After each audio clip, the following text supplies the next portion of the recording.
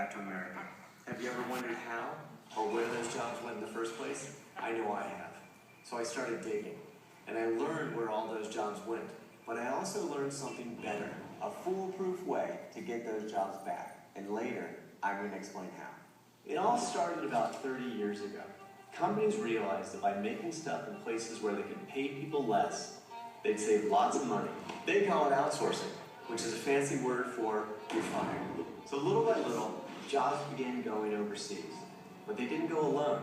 Each job that went took more jobs with it. Because when a factory closes, it's not just the factory workers who lose their jobs. Lots of people in the surrounding community lose their jobs too. People who supply parts and raw materials to the factory, electricians or plumbers who help maintain the factory, chefs, hairstylists, or insurance agents. When the factory goes, those jobs follow. Economists said this was nothing to worry about. Americans would just think of stuff, and the rest of the world would make it. Well, they were wrong. There aren't anywhere close to enough thinking up jobs to employ all of us Americans. And the ones we do have, they're disappearing too.